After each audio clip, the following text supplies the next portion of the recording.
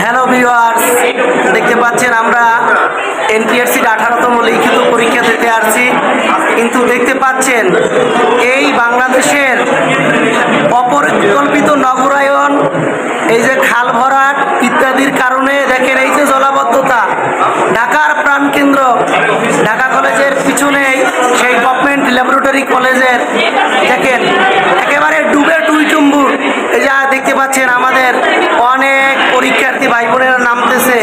এই যে সামান্য বন্যায় দেখেন একটি শিক্ষা প্রতিষ্ঠান কিভাবে পানিতে যেন একটা সমুদ্রে আমরা ভাসতেছি সেই অবস্থান হয়ে গেছে।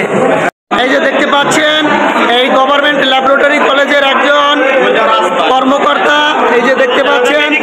এই ভাই, এই আপনাদের এখানে এই কিভাবে এত প্লাবিত হয়েছে একটু বলেন। বৃষ্টি নামনি পানি ঢুকে। এই যে দেখতে পাচ্ছেন এই যে অফিস কক্ষ, এই যে দেখতে পাচ্ছেন অফিস কক্ষ একেবারে তলিয়ে গেছে, পানিতে টুইটুম্বুর হয়ে গেছে। ভিউয়ার্স দেখতে পাচ্ছেন এই যে অনেক পরীক্ষার্থীরা, এই যে অনেক আমার বোনেরা, এই যে দেখেন তাদের তারা একেবারে এই যে পানিতে যাচ্ছে, খুবই একটি নাজুক অবস্থা। এই যে ঢাকা মহানগরের এই যে মেয়র সাহেব সহ সংশ্লিষ্ট কর্তৃপক্ষকে আবেদন জানাচ্ছি অতি তাড়াতাড়ি এই ঢাকা শহরের এই যে মহাপ্লাবন থেকে এই ঢাকাবাসীকে এই আমাদেরকে মুক্ত করবেন, এই প্রত্যাশা আমরা ব্যক্ত করছি।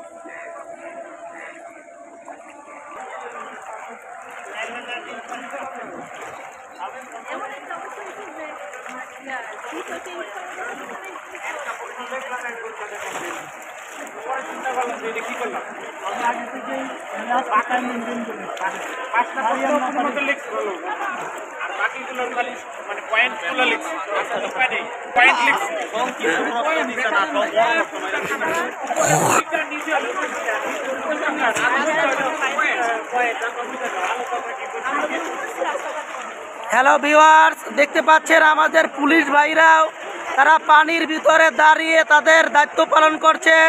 ধন্যবাদ বাংলাদেশ পুলিশকে।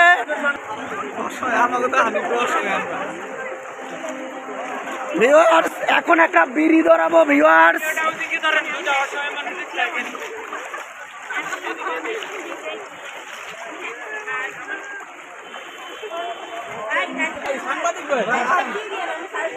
হ্যাঁ, আমার সজীবের ডায়েরি, আমার ফেসবুক এবং পেজ দুটোটাই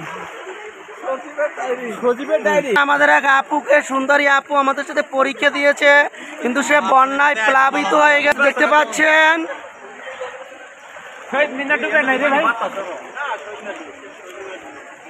আর আধা ঘন্টা পানি হইলে তো মনে করে দরকার নাই।